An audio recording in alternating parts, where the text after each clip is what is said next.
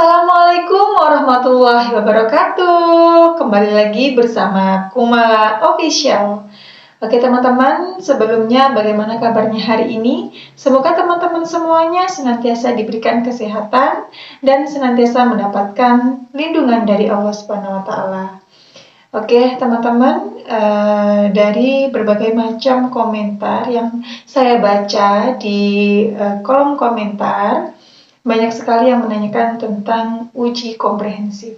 Oke, teman-teman, di sini saya akan mencoba untuk membagikan tips-tipsnya untuk menghadapi ujian komprehensif.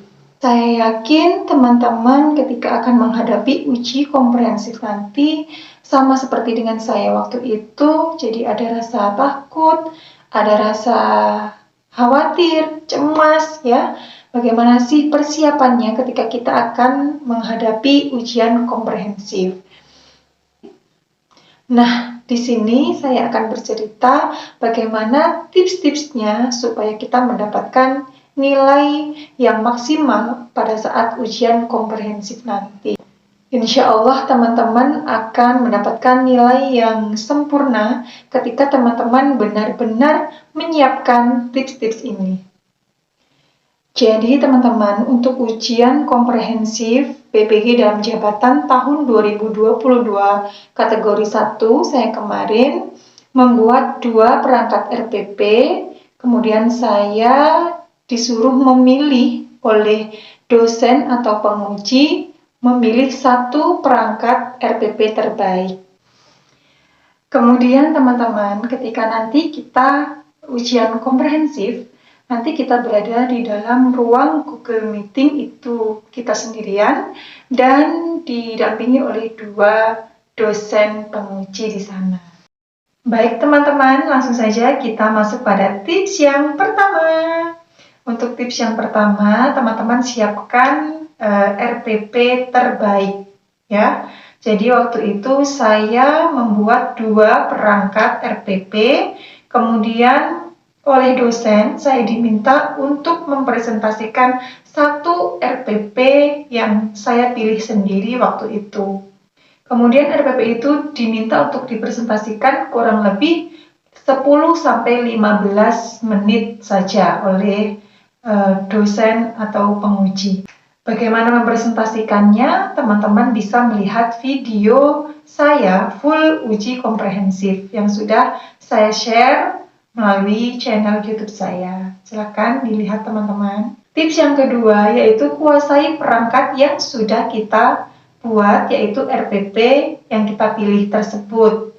Jadi kita harus menguasainya, mulai dari kita memilih KD, kemudian membuat indikator yang memuat HOTS, ya, kemudian sampai tujuan pembelajaran juga harus memuat ABCD, yaitu audience, behavior, condition, dan degree. Selanjutnya langkah-langkah pembelajaran, kemudian penilaian, media, kemudian model pembelajaran yang kita pilih.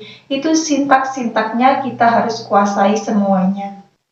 Tips yang ketiga, pelajari pedoman penilaian atau pertanyaan yang menjadi poin penilaian. Jadi nanti saya akan mencoba share di sini contoh dari pedoman penilaian yang menjadi acuan dari dosen penguji dalam memberikan pertanyaan. Jadi setelah video ini selesai nanti di terakhir akan saya bagikan contoh pedoman penilaian yang digunakan oleh dosen sebagai acuan dalam memberikan pertanyaan-pertanyaan. Selanjutnya, tips yang keempat, pada hari H saat ujian komprehensif, 1 jam sebelumnya teman-teman sudah harus siap berada di dalam ruang Google Meeting. Jadi pengalaman saya kemarin, biasanya admin akan menginformasikan, memberitahu atau menghubungi teman-teman yang akan maju untuk mengikuti jadwal ujian komprehensif selanjutnya. Jadi waktu itu teman saya ada yang laptopnya bermasalah atau apa gitu ya. Jadi teman yang di bawahnya itu harus maju duluan. Jadi teman saya yang bermasalah itu dipending dulu, yang berada di bawahnya, nama yang berada di bawahnya itu maju duluan. Jadi untuk mengantisipasi terjadinya hal seperti itu, jadi saya sarankan teman-teman untuk stay kurang lebih 1 jam, harus sudah siap berada di dalam ruang Google Meeting. Tips yang kelima, jangan lupa ketika kita sudah berada dalam ruang Google Meeting, di situ nanti ada 2 dosen penguji, kita sebisa mungkin kita terlebih dahulu untuk memberikan salam kepada beliau. Kemudian untuk menghilangkan kenervesan kita, jangan lupa untuk selalu tersenyum.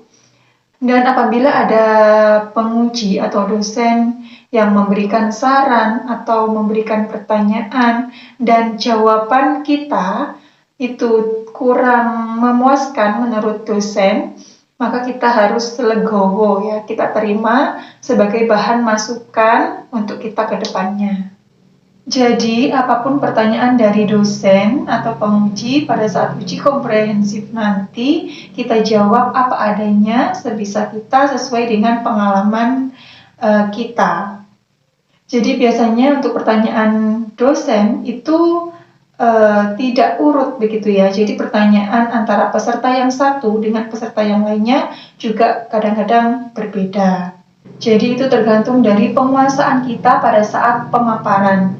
Jadi pada saat pemaparan atau presentasi, itulah kunci utama kita untuk bisa mendapatkan perhatian dari dosen penguji.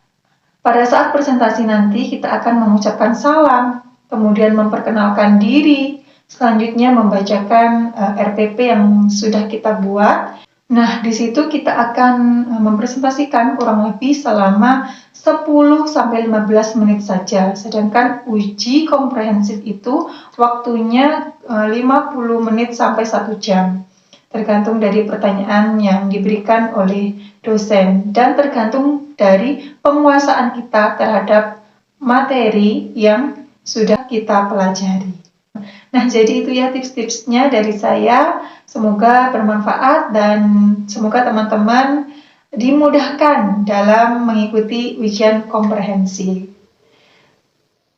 Nah, jadi ini panduan penilaian pada ujian komprehensif.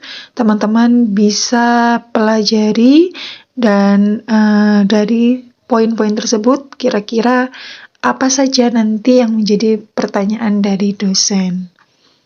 Pertanyaannya semuanya sudah saya share melalui channel YouTube saya, yaitu full uji komprehensif.